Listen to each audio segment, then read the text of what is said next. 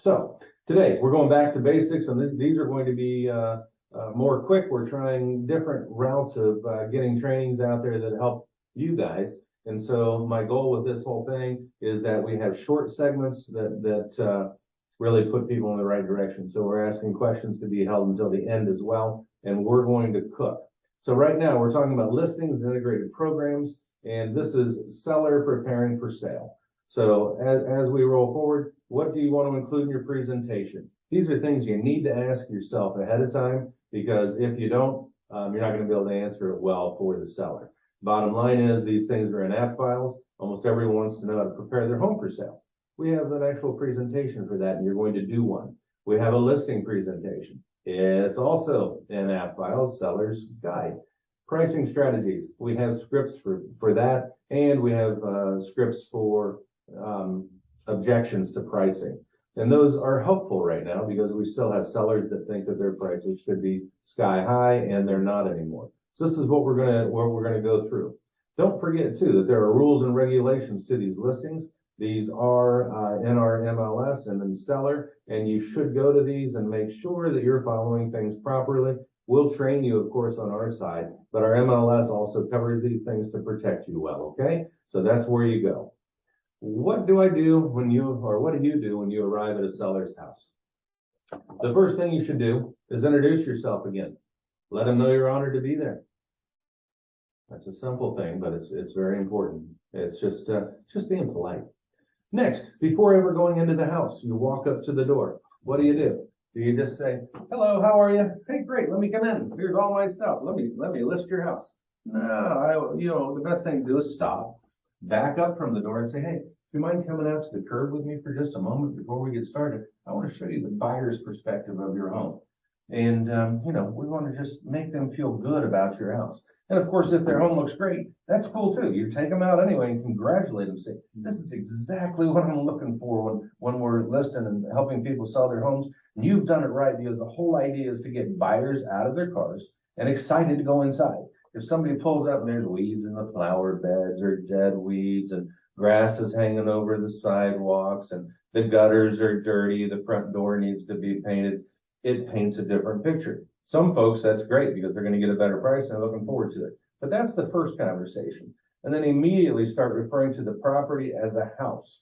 It's not their home any longer. And I tell people that. I think it's important to tell people that. Once they get it out of their head that this is their house, their home, nope, now it's a house that you're trying to sell. The next place you're moving is your home. Where your family is your home.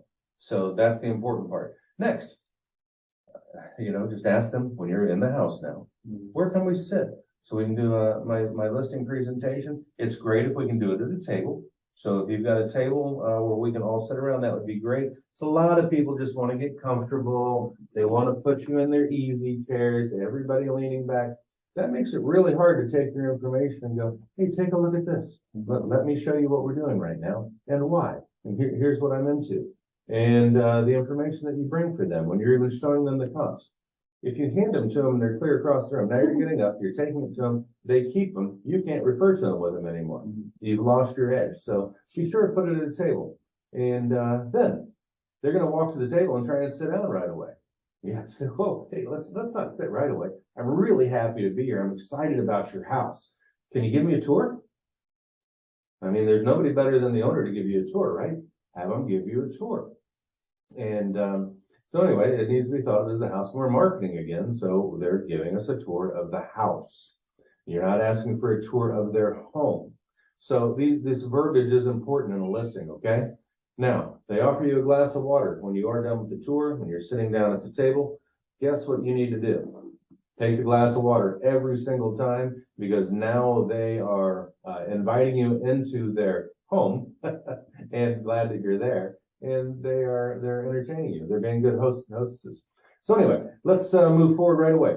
Seller preparing for sale. This is in your app files, guys. But we wanted to take this and win home shoppers before they even think about stepping foot inside. So we just talked about that. Polish the home exterior. It gives an inviting experience for visitors, passer buyers, especially when they know your home's on the market. So these are tips for them. How to clean it up. If and it can be everything from hosing the outside or whatnot. But it's also, if maybe it needs a little touch of love, like maybe it needs some shutters to give it a little pop. Maybe the porch is bright pink. And you go, that's great for Florida if you're on the water, but we're trying to reach the masses with your home. And if we went to a little softer tone, it would really help me to sell your home. Is that something you consider doing? And you can ask them this in a gentle, loving way, okay? Don't forget the small things. Low budget items and fixes make a big impact, so don't forget the little details. Upgrade your mailbox. It's amazing how many people have mailboxes that are falling off their posts. And it's one of the first things buyers see when they pull up, and it's a $25 fix. Like, okay, please do that. How about just a tree with some flowers on it? It adds to your curb appeal. Most folks are willing to do that. If they're not, hey, I hope you are the one that has a great landscaper that would be able to bring that out and take care of it for them. And, if they don't take good care of their yard and they say they do it themselves, they could even take care of your yard for you while we're trying to sell the house. So it's one more thing off your plate. Help them. Build a tree bench. There's just these things. People love trees and napping, picnicking, whatever. And they do have wraparound tree benches, and you can spend it on mortgage tree. It doesn't cost much. Or it can actually just be a bench that you buy and put it under the tree because it creates that draw, that appeal when people come up. Hey, if they've got a big tree, I'm big, if you guys have looked at my latest listings, are big on hanging a kid's swing in that tree. It just creates the right feel. Flower pots, quick, easy, hide the eyesores. So this is your job, guys, in helping them prepare for sale. Important things to do.